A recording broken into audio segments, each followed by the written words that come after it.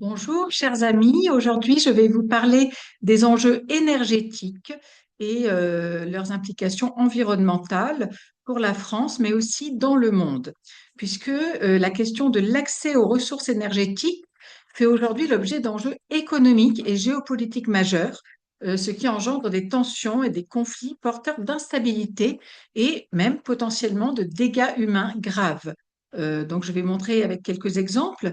Donc, comment réguler ces tensions et mieux gérer et surtout mieux répartir plus équitablement les ressources énergétiques mondiales euh, pour la population et les sociétés actuelles. En effet, bon, les réserves mondiales de pétrole ne s'élèveraient plus aujourd'hui qu'à 1700 milliards de barils, selon le bulletin statistique de l'OPEP, et ce, alors que la demande mondiale de pétrole atteint un niveau record de plus de 102 millions de barils par jour. Pour le charbon, les réserves prouvées restent élevées mais concentrées. Par exemple, les États-Unis disposent de 22% des réserves mondiales de charbon et la Chine environ 15%. Donc la ressource existe toujours, mais fait l'objet d'une exploitation intensive génératrice d'émissions de gaz carbonique. Du côté du gaz naturel, quelques pays contrôlent une part disproportionnée des réserves. La Russie détient plus de 37 000 milliards de mètres cubes de gaz, près de 20% des réserves mondiales. Et les trois premiers pays à eux seuls, donc Russie, Iran et Qatar, contiennent la moitié des réserves mondiales de gaz naturel, ce qui entraîne des vulnérabilités géopolitiques et une incitation à accélérer l'extraction. Parallèlement, plusieurs ressources cruciales pour l'agriculture et l'alimentation montrent des signes d'épuisement ou de risques sérieux. Par exemple, pour l'eau, les ressources en eau, l'Inde, principal utilisateur mondial d'eau souterraine, a extrait près de 240 milliards de mètres cubes d'eau souterraine par an ces dernières années, selon les recensements. Donc, c'est une surexploitation qui menace l'agriculture et la résilience hydrique. Nous avons quelques exemples, sinon concernant les États-Unis, depuis l'accession de Trump à son premier mandat, puis à son deuxième mandat, on voit avec ses velléités de contrôler le Groenland, mais aussi le Venezuela et l'Iran, puisque le Groenland, sur lequel il a lorgné récemment, représente une promesse de ressources variées et précieuses. Il y aurait près de 18 milliards de barils de pétrole non découverts et plus de 4 000 milliards de mètres cubes de gaz dans les bassins offshore du Groenland. Et aussi des minerais critiques, des terres rares comme le cobalt, des métaux stratégiques comme le cuivre et l'uranium, sans compter d'immenses réserves d'eau pure et de sable, ressources précieuses et convoitées.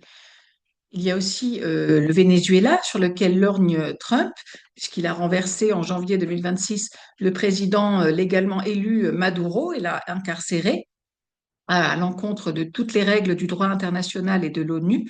Cela aussi, ça s'explique notamment par la volonté de contrôler le pétrole du Venezuela, d'y avoir accès. Enfin, il y a le cas iranien, on voit la stratégie états-unienne de pression sur l'Iran. Et là aussi, il y a des enjeux énergétiques puisque l'Iran possède d'immenses réserves gazières, 17% des réserves mondiales et un pétrole abondant aussi, environ 10% des réserves mondiales. Concernant la France fait aussi beaucoup d'efforts depuis de longues années pour avoir accès aux ressources énergétiques. On le voit avec les accords commerciaux avec l'Algérie, avec le Niger.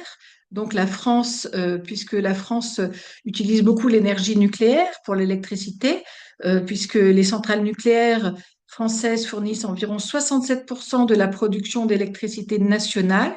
Donc la France reste largement dépendante des importations pour ses combustibles fossiles, pétrole, gaz, charbon et l'accès à l'uranium qu'elle se procure au Niger. Exploitation débutée au début des années 70 et poursuivie par les filiales d'Orano, anciennement Areva, avec l'exploitation d'uranium au Niger, à Arlit et à Akoka, où sont produits des dizaines de milliers de tonnes d'uranium depuis les années 70. Mais plusieurs associations et des ONG sociales et environnementales documentent des pratiques problématiques, dépôts de stériles radioactifs et de poussière, pollution de l'environnement d'Arlit au Niger.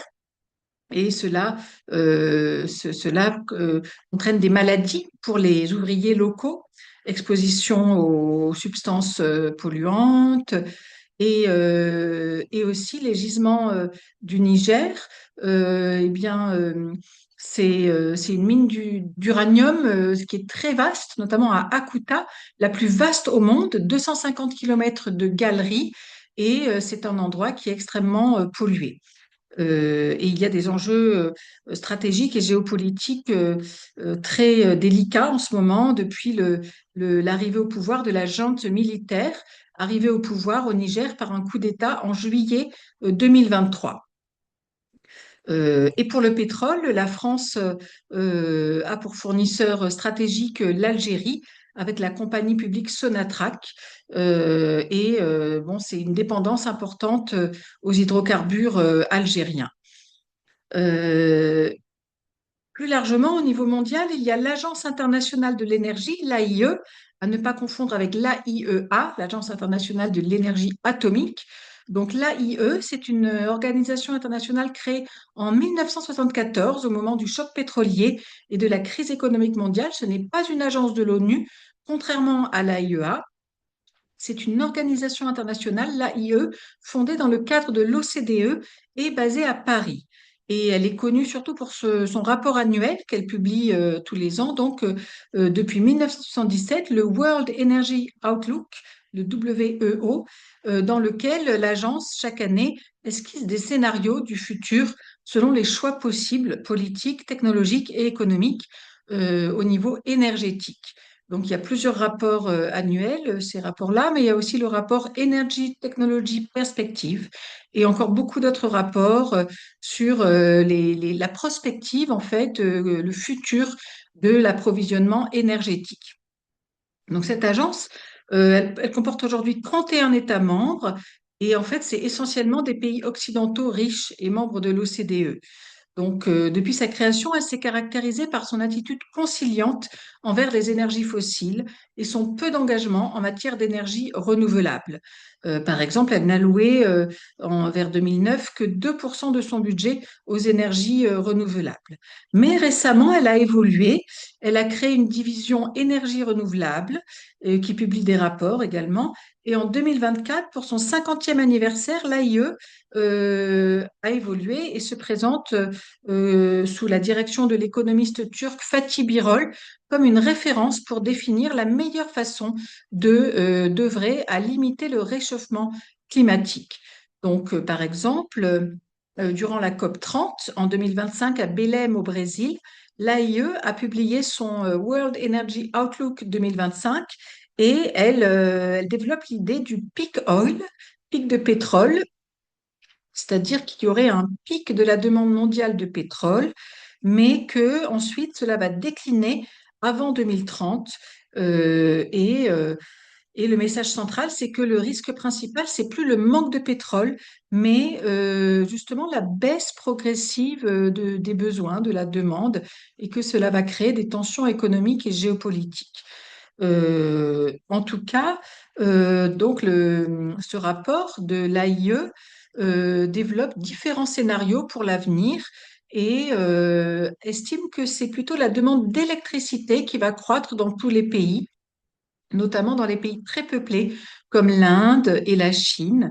Donc, il y a plusieurs scénarios qui sont évoqués avec des enjeux climatiques, des enjeux économiques et euh, cela permet à l'AIE d'être un acteur de réflexion important, mais il faudrait aussi que l'ONU développe des réflexions parce que l'AIE, c'est une agence internationale qui est limitée, qui est régionale, qui est uniquement composée essentiellement de pays occidentaux et riches.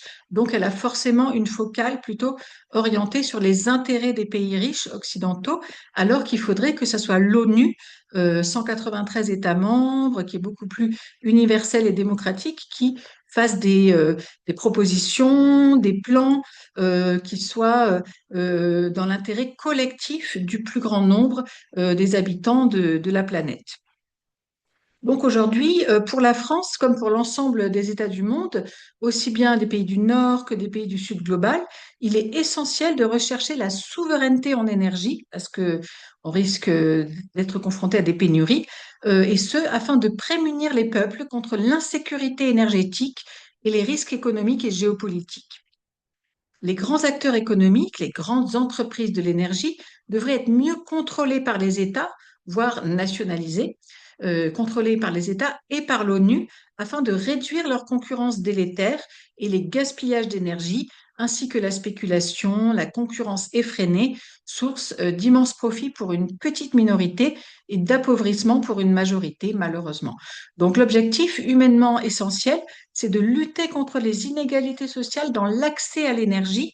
Pensons aux peuples d'Afrique qui sont souvent victimes de coupures d'électricité et promouvoir la solidarité et une distribution équitable de l'accès à l'énergie dans le respect de l'environnement. Voilà, je vous remercie pour votre attention.